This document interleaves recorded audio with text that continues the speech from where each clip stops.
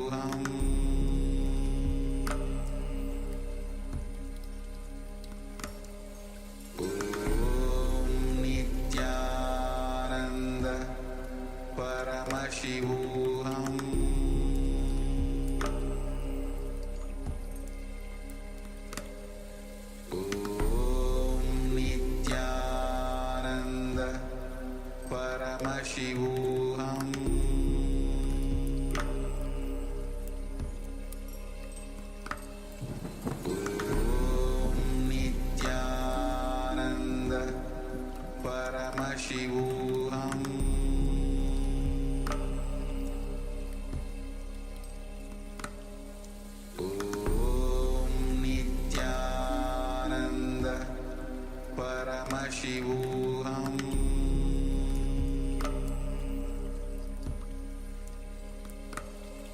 Om Nithyananda Paramashivoham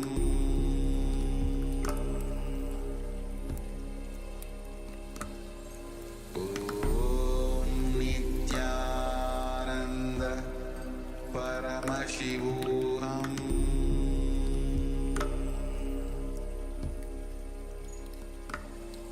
Om Nithyananda Paramashivoham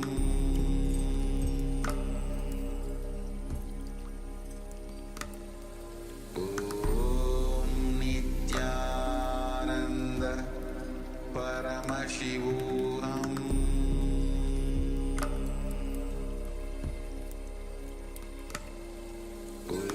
Om Nithyananda Paramashivoham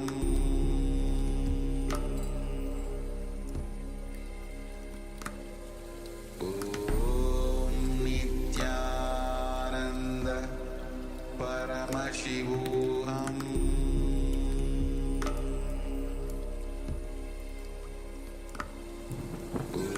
Om Nithyananda Paramashivoham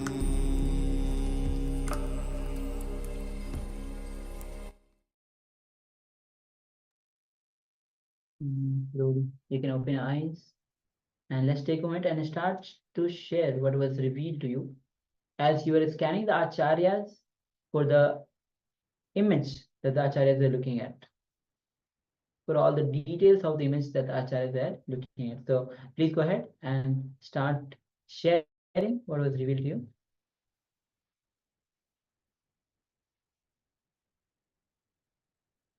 Yeah, so once again, requesting everyone to please switch on cameras.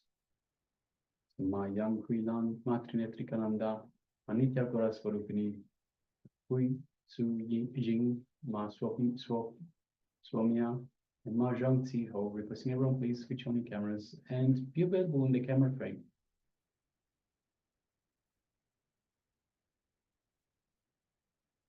We know it's getting a little bit late for some of you,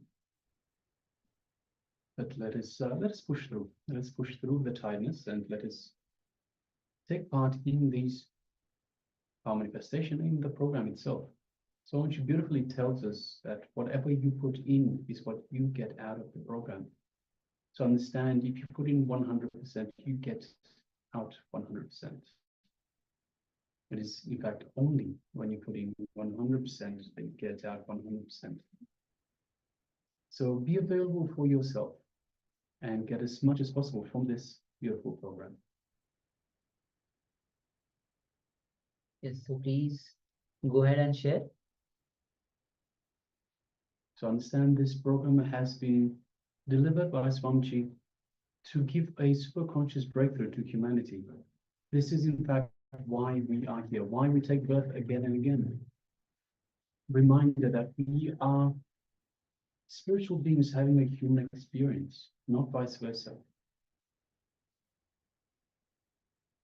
And it is ourselves, we are divine beings, we are Paramashiva.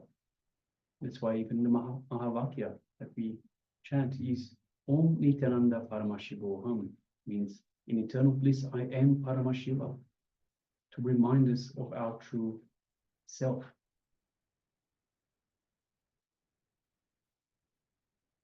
And it is through these power manifestations that we have a connection to the divine. We hone into that connection to the divine. We develop, we strengthen this connection to the divine. All right. So if you're still sharing, please continue to do so. Meanwhile, let us move on to the verification stage. We'll be displaying the image that we had in front of us for the duration of the power manifestation.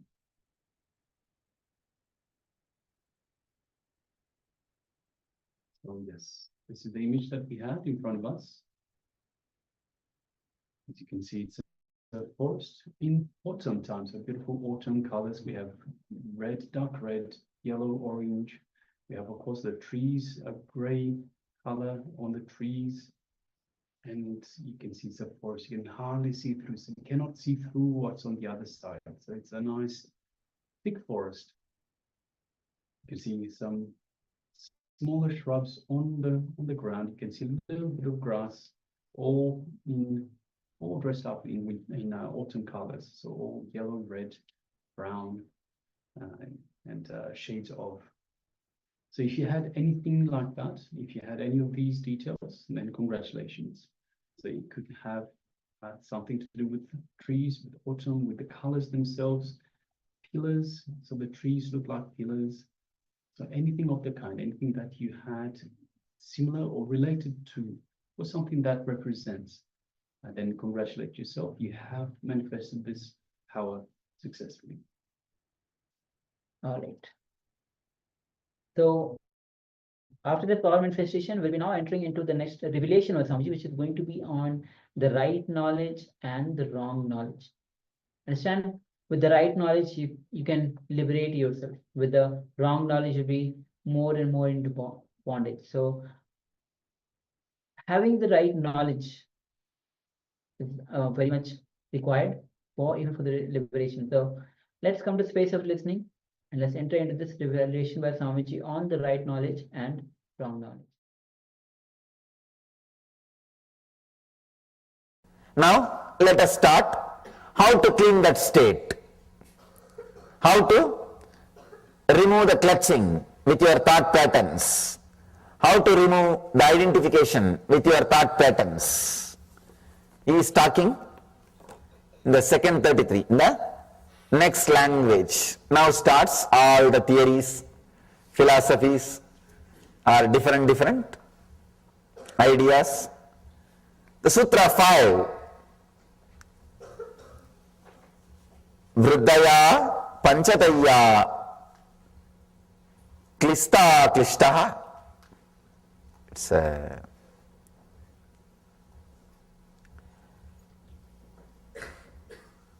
wonderful sutra. Vriddaya Panchataya Taya Klishtaha. Let me translate. The modifications of the mind are 5. They can be either a source of anguish or of non-anguish. They can be source of suffering or joy. He says, now he's coming to theories. He says, the mental pattern is 5-fold. The modifications of the mind are 5. The 5-fold thought patterns result in the alteration of anguish or of non-anguish, suffering or peace. Is coming down, is expressing a little different theory. He says, mind consists of 5-fold thought patterns. Now he's agreeing to your level. But when you say, no, this is there, that is there, clean it. Many times people come to me and say, Swamiji, I have all these problems, which meditation I should practice? I tell them, you yourself have diagnosed or you want me to diagnose you? Very rarely people surrendering. No, Swamiji, you diagnose and tell me what should I do. Then I tell them, you are on the right track. If you yourself have diagnosed, then nothing can be done.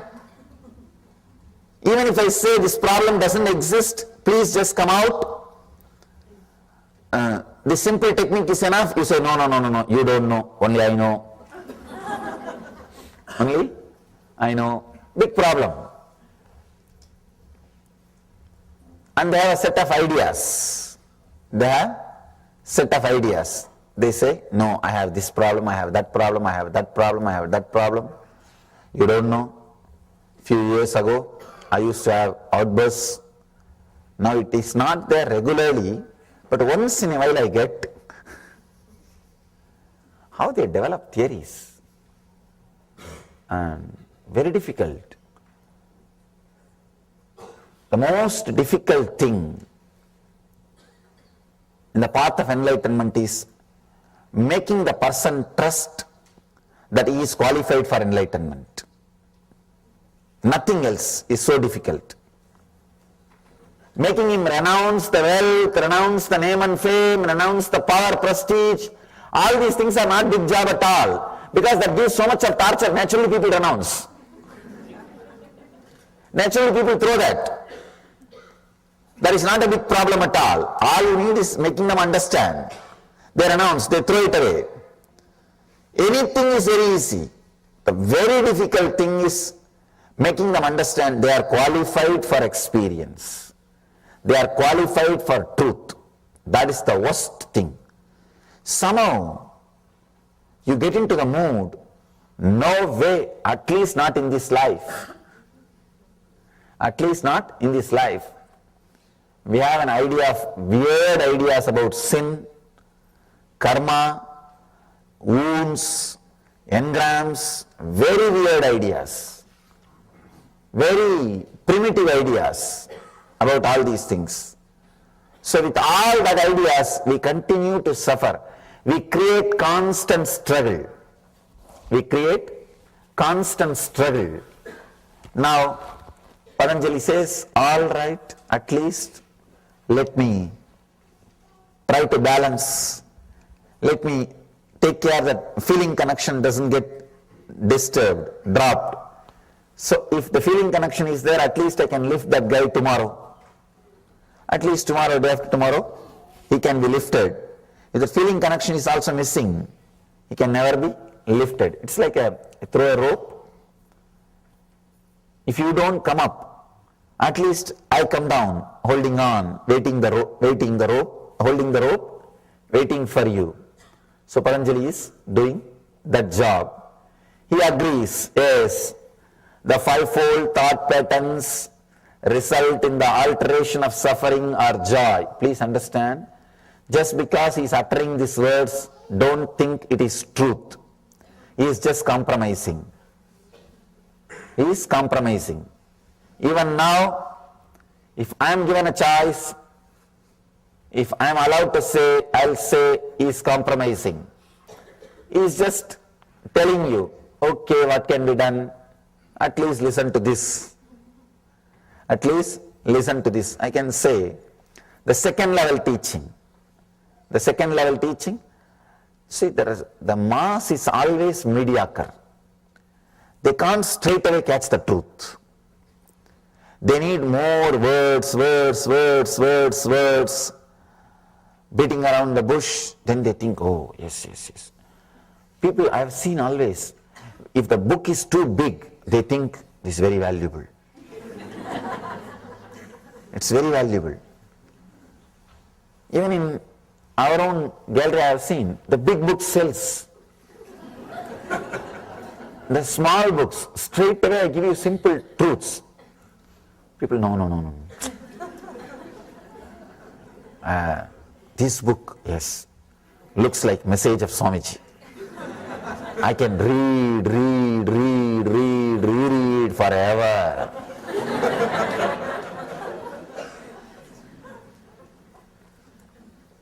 When you have a lot of material, your ego feels satisfied. And you feel you achieved something. You achieved something and you got something worthy for your money. No, really, that's what you feel. That is what here Patanjali is trying to do. The fivefold thought patterns, the modifications of the mind are five. They can be either a source of anguish or of non-anguish. That's a beautiful incident with Bernard Shaw. He wrote a book of 100 pages.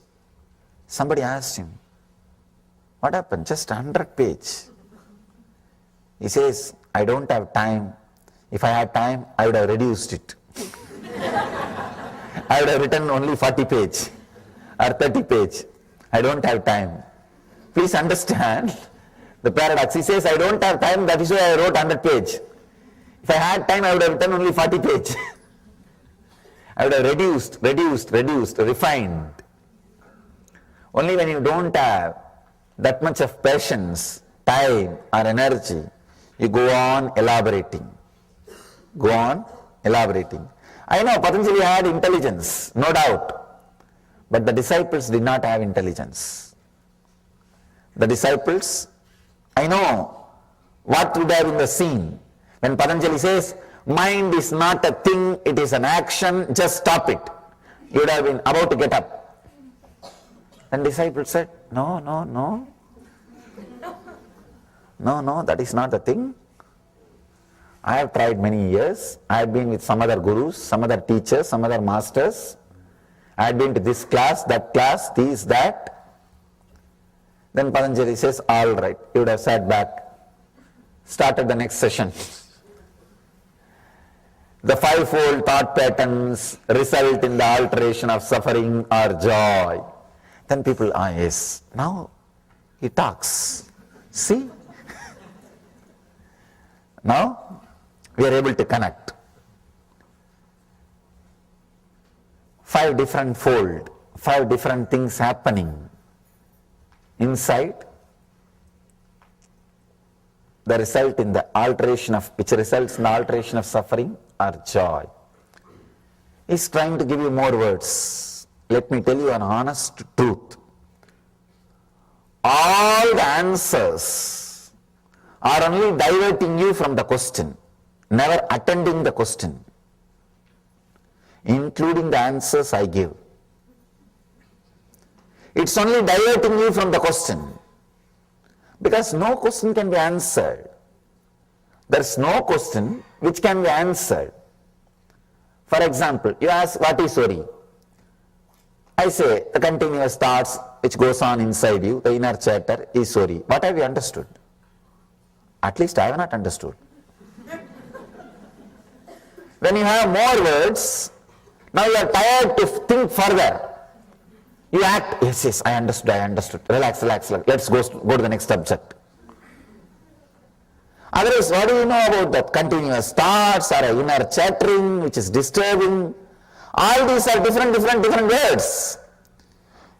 When familiar words are uttered, to explain unfamiliar words, you understand that as an answer. That's all. When I utter some familiar words, which you think you know already, as a response to the question of the unfamiliar words, which you think you don't know, you think I answered your question. That's all. Otherwise, there is no question which can be answered. There is no question, no answer. Both are game. You act as if you are asking. I am acting as if I am answering. Just both of us are enjoying our company. That's all. Each other's company. Nothing else. Then directly we can enjoy. Why this game? That is the truth. That is the real truth. Without knowing this truth, we are continuously playing the game. We are going on playing. When you know this game, you realize we don't need this game and start sitting in silence, just in the presence. Till then, the game has to happen continuously. It has to go on and on and on. Asking questions, answers, and different questions. Actually, any answer will create further 10 questions. Answering is a technique of creating a continuous job. See, understand, whenever I answer questions, I am creating continuous questions so that I will have job security. That's what is happening. Any answer will create more questions in you. Nothing can be done. Nothing can be done. That is the nature of words. Whenever words are used, this is the way it will happen. It will be happening. So, Patanjali starts the next level teaching. The fivefold thought patterns result in the alteration of suffering and joy. Then immediately you accept, yes, see, I have suffering and joy. He also agrees. I think I can listen to him. He's an intelligent guy. Now a bridge is created, a kind of bridge. Feeling connection is created. He knows about my suffering.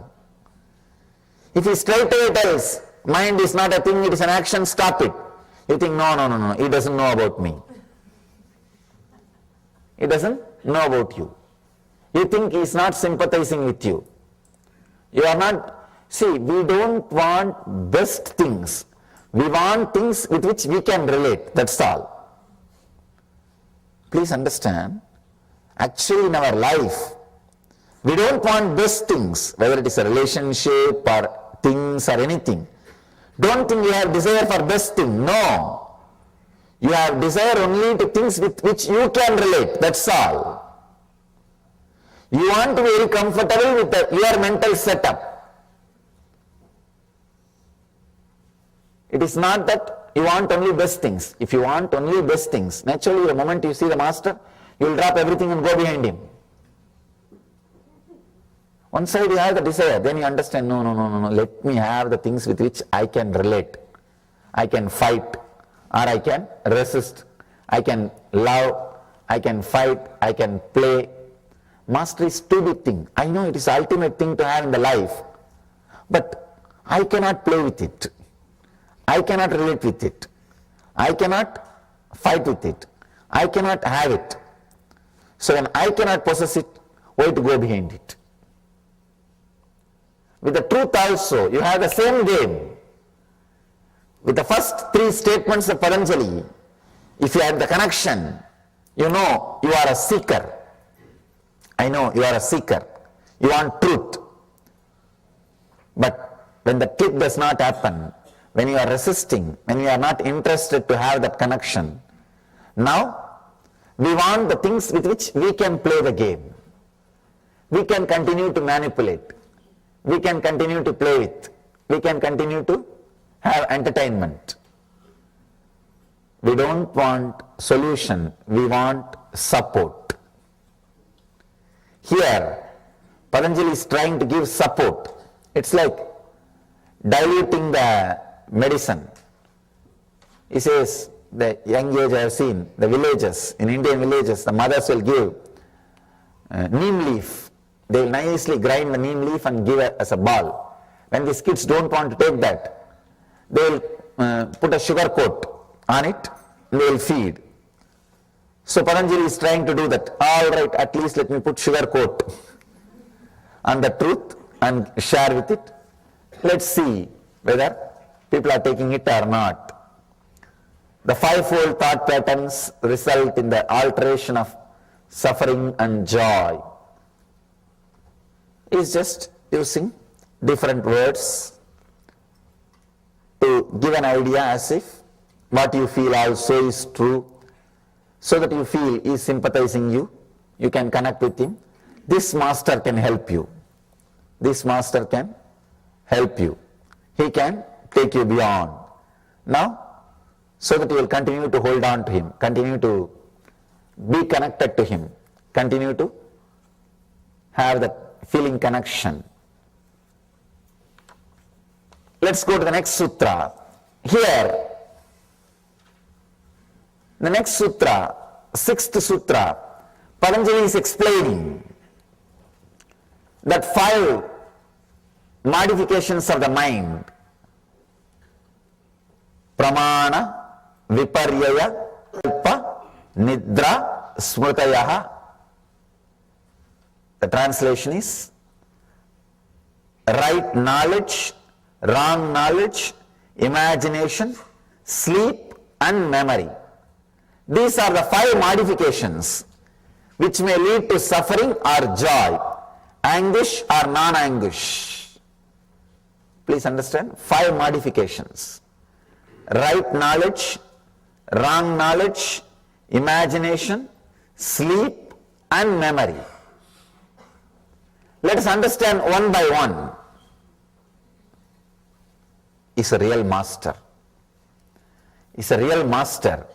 Even in the second level teaching, he is not losing his truth. He might have put the sugar coat, but he is not reducing the strength of the medicine. That is the mastery you need. how much ever you compromise and try to relate with the disciple, the undercurrent, what needs to be transmitted should continue to happen. Should continue to happen. So here, Patanjali is doing that job very beautifully. He says, right knowledge, first thing he says, which can lead to suffering or joy, first thing is right knowledge. You may think. Right knowledge is also a binding, he says. Yes, it is binding. Many times, even though it is right knowledge, even then, it's a mind. Even though it's right knowledge, it's a mind. Going beyond right knowledge and wrong knowledge, that is enlightenment. Even the right knowledge is bondage. There is a beautiful story by Ramakrishna. One guy was caught by 3 thieves in the forest. They robbed him completely. One thief said, let us kill him. Why to leave him?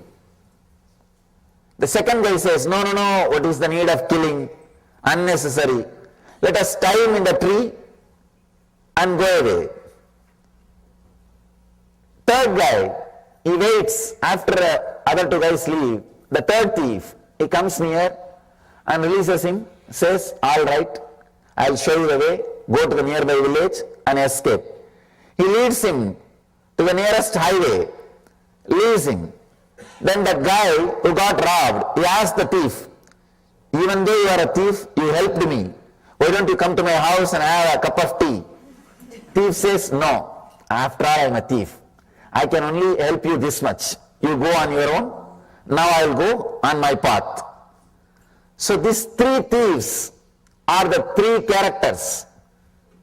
The first thief who said, let us kill him, that is the tamas, inertia energy, the depression energy. The second thief who told, no, we don't have to kill, let us tie him, that is the restlessness, rajas energy, restlessness, rajoguna. And the third thief who freed him and took him to the nearest highway is sattva, means intelligence, right knowledge. Even though right knowledge liberates you, he is a thief. It is a thief. That is why Patanjali says, Patanjali puts even right knowledge as a modification of your mind. He says these 5 modifications can lead to suffering or joy. Even if it leads to joy, it is not enlightenment. Please understand. He says only it can lead to suffering or joy. It cannot lead you to enlightenment. It can lead you to only suffering or joy. One thing with the right knowledge, one good thing with the right knowledge is, it's like it can liberate you. It can take you to a space, you can be free once for all, like the third thief. It takes you and shows you the way, leaves you in the nearby highway, says, I cannot come further, I am going on my way, you please go on your own way. He can do that much, even without this. This is also compromising. So he says, right knowledge. Second thing is wrong knowledge. Wrong knowledge, all of us know. Whatever we have, we don't have to say, no. This is not right knowledge, this is not right knowledge, this is not wrong knowledge. I am not saying to classify whatever we have. It's a simple, straight statement. Whatever we have is nothing but wrong knowledge. Whatever name you may give it, it is wrong knowledge. I can say, when you associate yourself with the mood swings of pitta, the liver or function, see, your mood swings will be based on your liver function. That is why early morning when you are out of bed, your mood will be different. In the noon, your mood will be different. In the night, your mood will be different. Means your thought pattern, mood swings are based on your liver functions. Anything which is out of your liver function is wrong knowledge. Please understand, any mood you go through, any knowledge you gain through the mood swings is wrong knowledge. It's like you are drunk. When somebody is drunk, whatever he sees is wrong knowledge. A small story. One guy is teaching his own son how to drink moderately. He thought, if I don't teach, his friends will teach him. If I teach, at least I can say where to stop. At least he will be in control. So he continues the class. After some time the son asks, Father, when should I stop taking? When should I stop taking alcohol? Father says, see an opposite table, 4 people are there. When you see them as 8 people, you should stop taking. Son says, Father, no, don't you see there are only 2.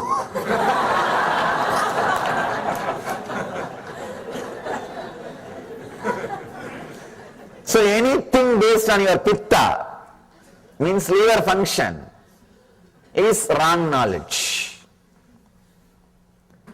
See, that is why when you want the food, your feeling idea about food is different. After you finished eating, suddenly your mood, your idea about food is different. Same way with the lust. When you want the experience, your idea about the other person, your idea about the beauty, your idea about lust, everything is different. When you are finished, suddenly the idea about the other person, idea about the lust, idea about the act, everything is different. So knowledge based on your body hormones, same way taste, food or physical touch or anything, before having, your idea is different. After having, idea is different. It just changes. So anything based on the hormone, the pitta, is wrong knowledge. It is wrong knowledge. But people enjoy wrong knowledge. Please understand, really. They enjoy wrong knowledge. They don't want to be in the right knowledge, because the right knowledge sometimes hurts you. Really.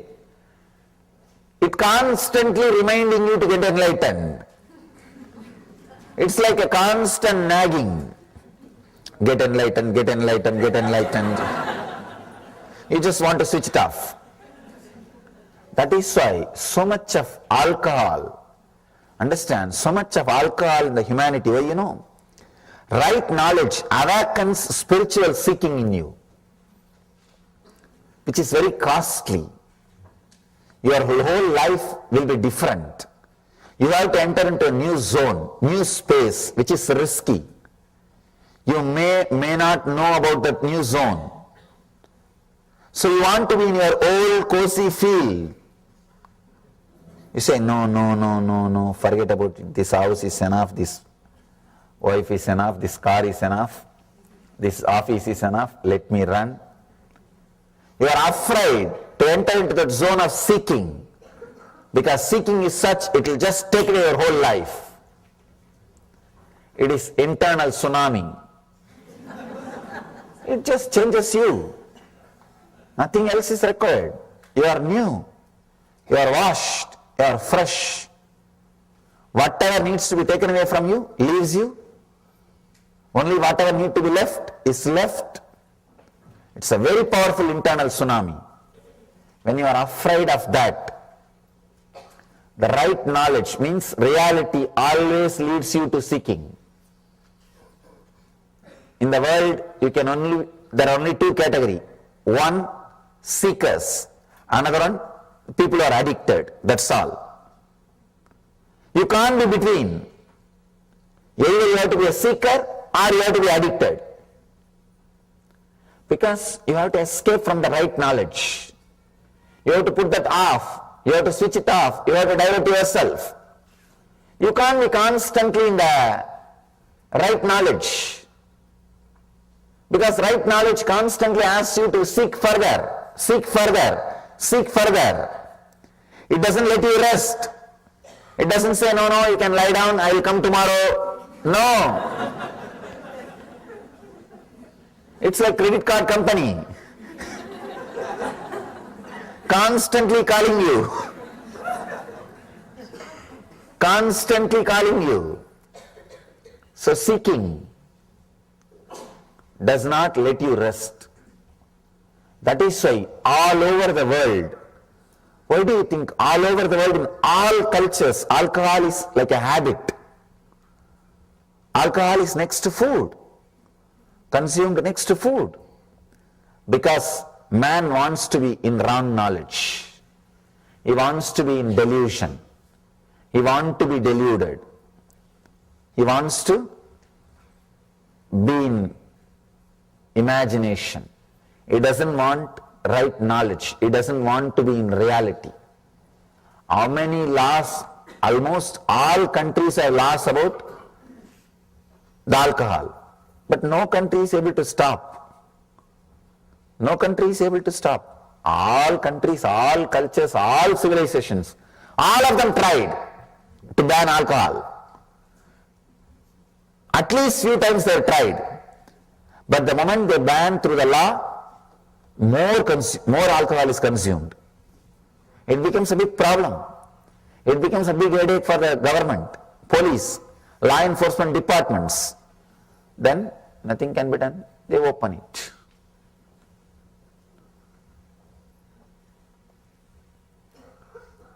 There is only one thing which can liberate human beings from alcohol. That is encouraging spiritual seeking.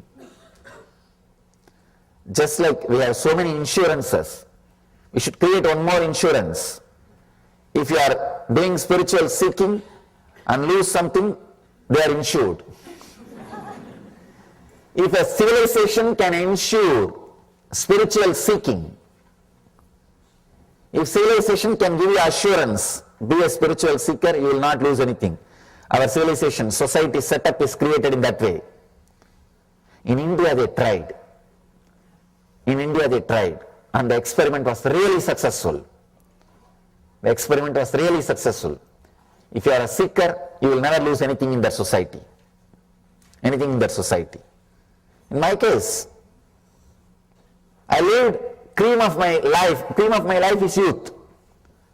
Between 17 to 25, I neither studied nor worked for the society.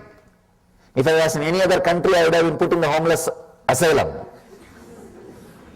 homeless shelter, or mad people asylum.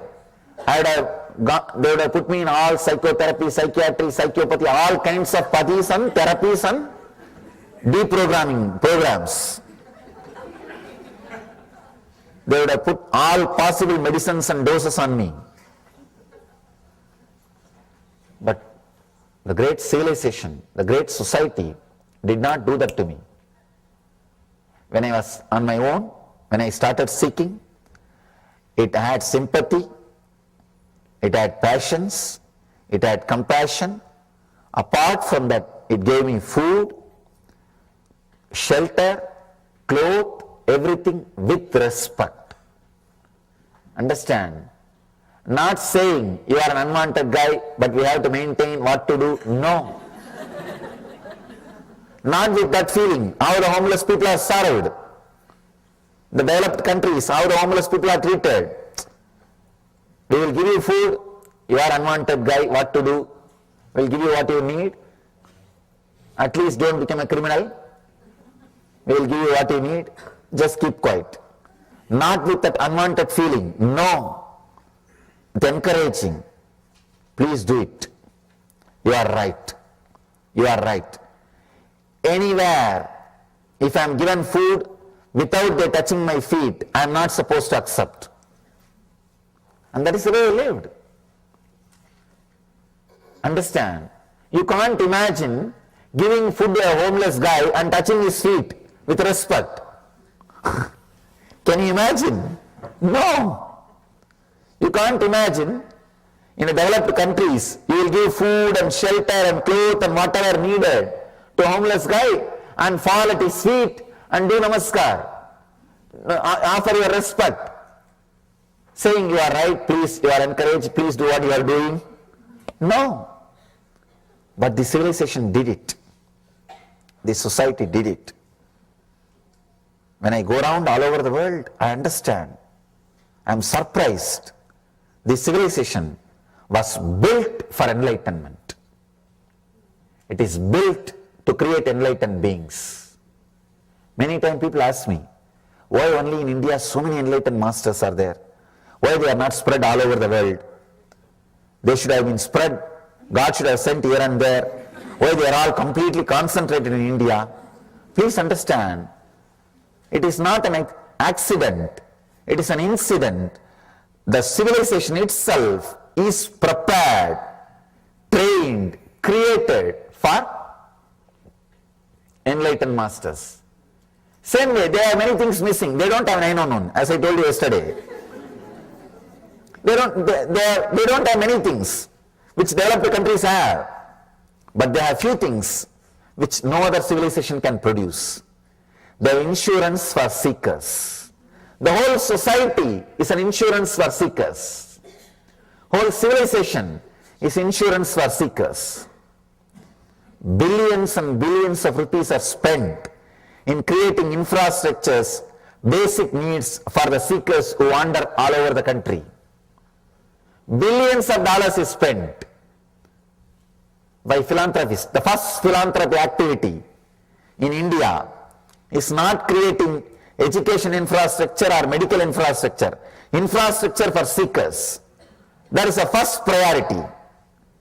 In India, any rich man, see in the developed countries, any rich man, if he is fed up with the money, if he wants to do charity, only when he feds up with the money, he will do charity.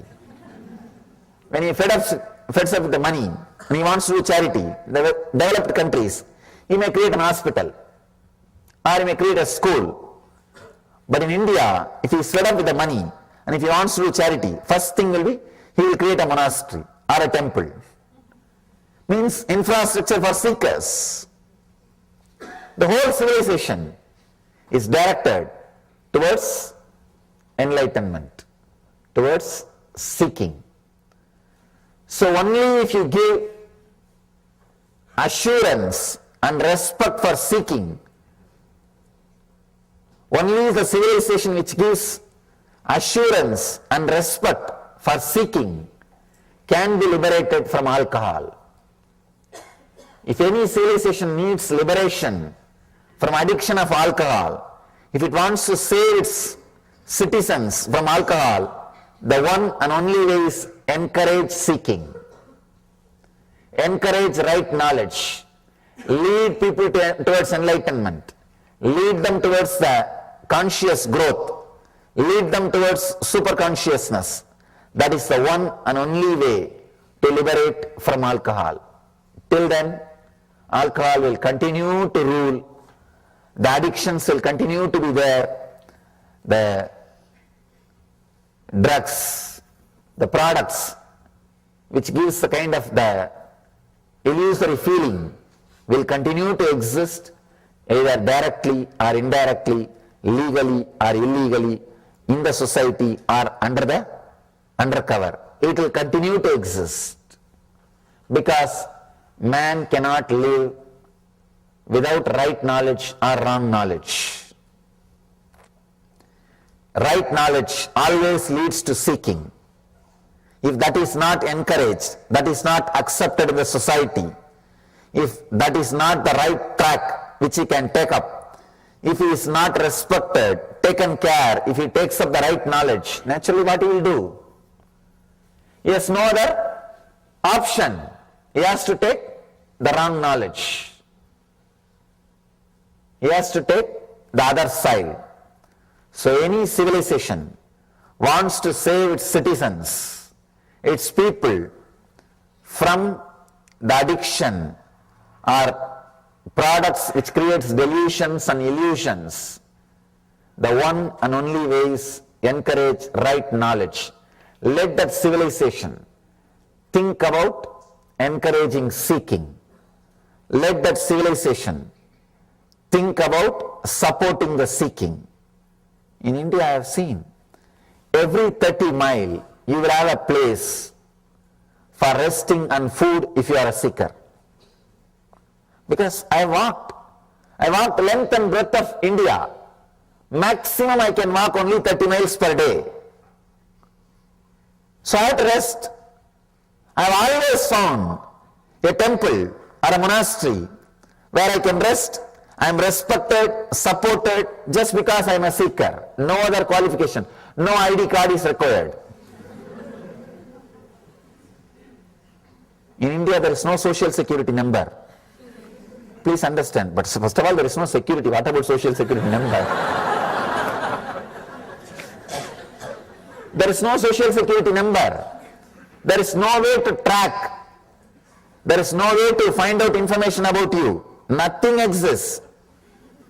The only social security number is this color dress. That's all. You will be surprised. Even in the train, government trains, the government officials who are supposed to take care that whether TTs, ticket checkers, will not ask for a ticket. If you are wearing this cloth, I am giving you some tips to travel in India.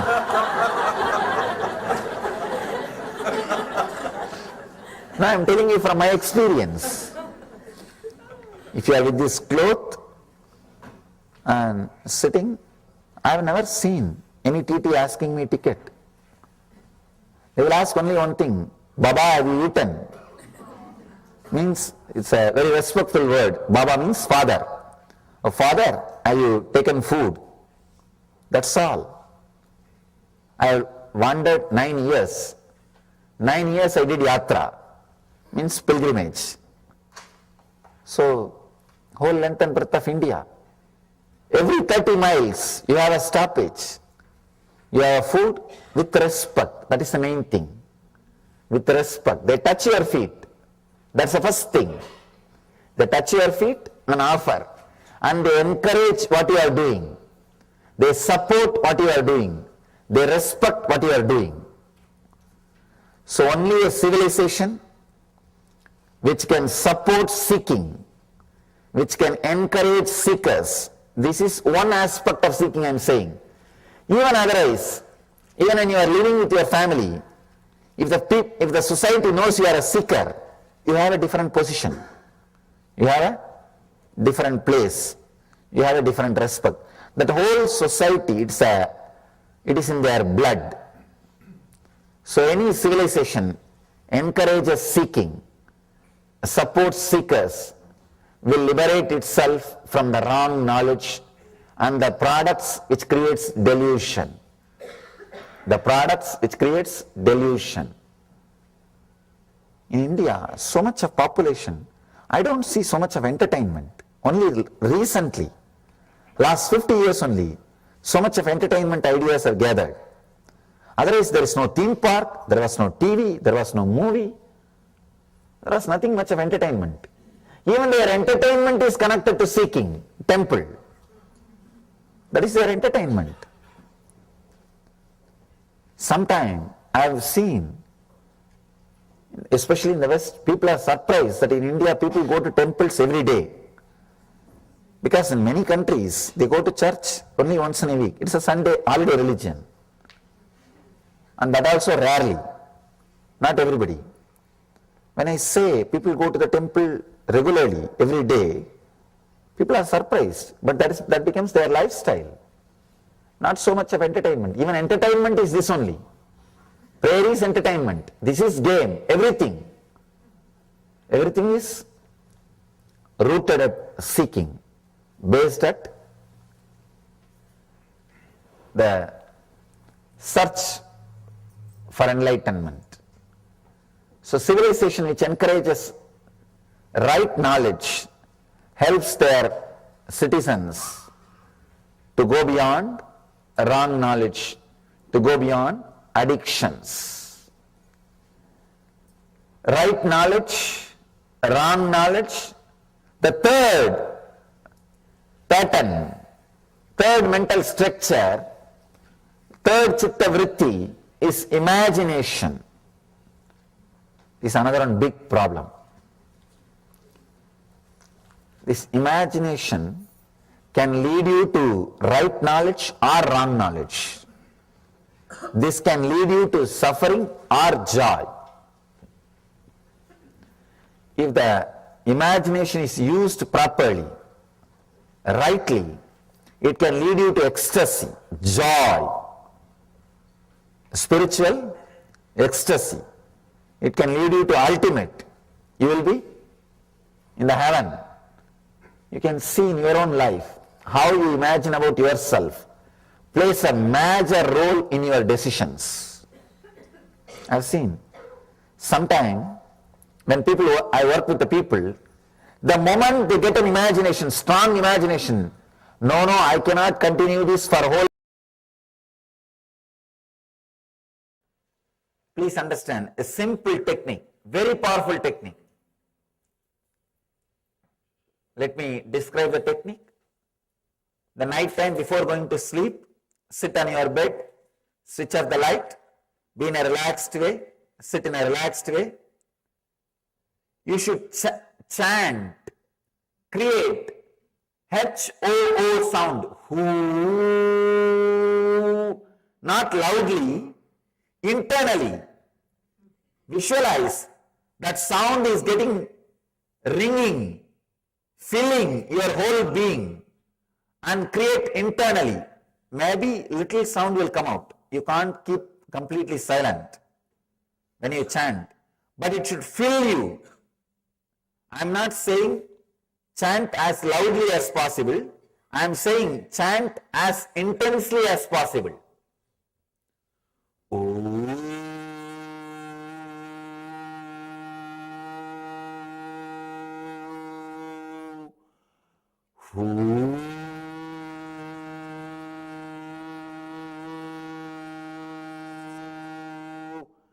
The whole body should be filled with that sound, with that one chanting.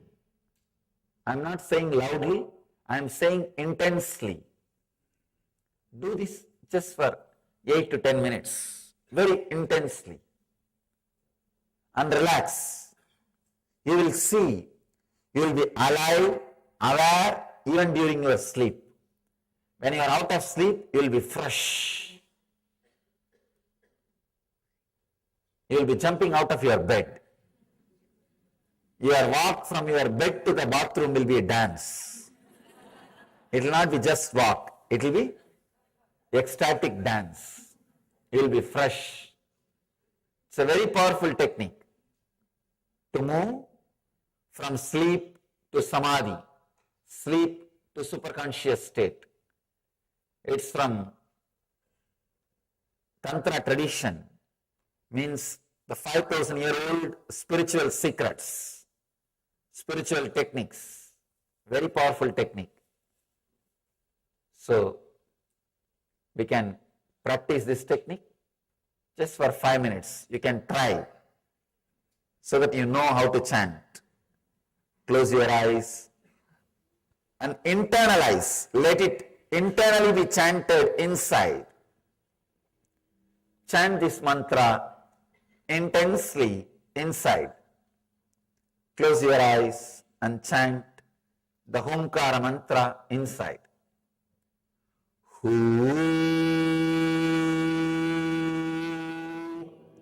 As intensely as possible.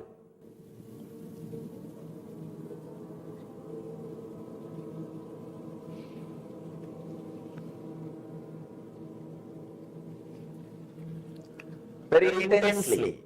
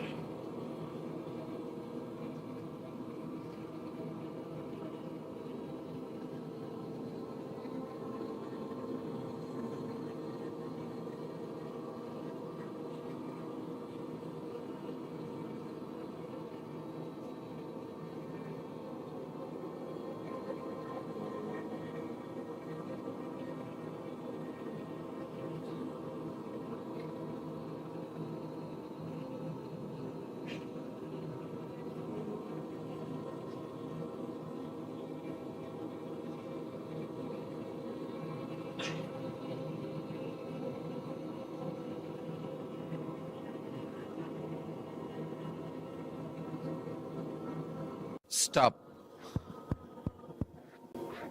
Stop. You can open your eyes. Try this technique before going to sleep. You will see you are able to transform your whole sleep into superconscious samadhi.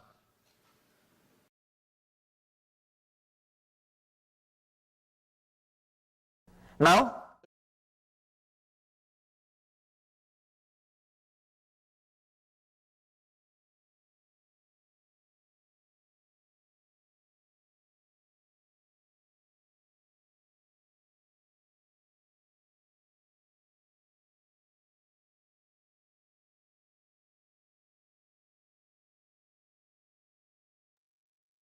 Yes, so now you can relax from this meditation. Now it's time that we enter into the power manifestation. And as today we are doing the power of remote vision. So again in this round, the acharyas will be looking at the image, and through the power of remote vision, you'll be scanning the image in front of the acharya. What acharyas are looking at through the power of Duradrashti, remote vision. So let's get ready to enter into this round of power manifestation. You can sit with your head, neck, spine in a straight line and connect with Swamiji. Just sit and connect with Swamiji. Only when you connect with Swamiji, the power starts manifesting. So please sit with your head, neck, spine in a straight line and just remember the sweetest moment that you cherish with Swamiji.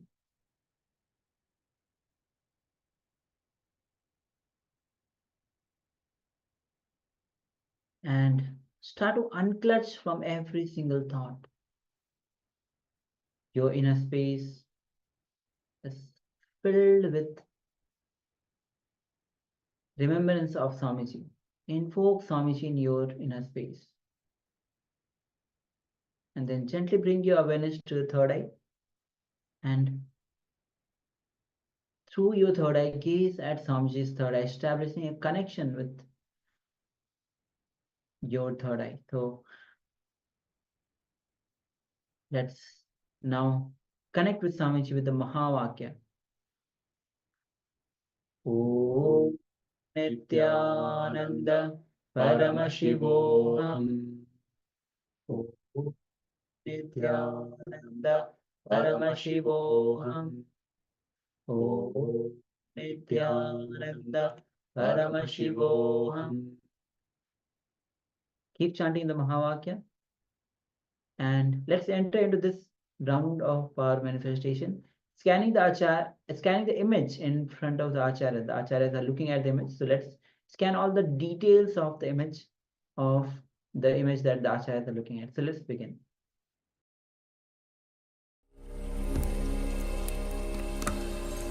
Om Nithyananda Paramashivoham.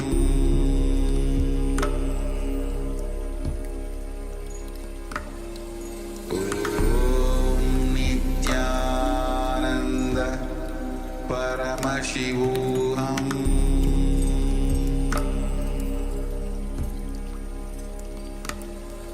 Om Nithyananda Paramashivoham.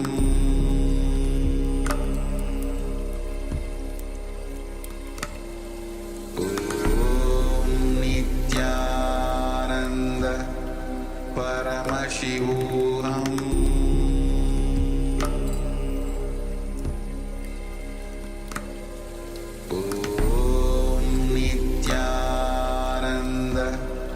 Paramashivoham.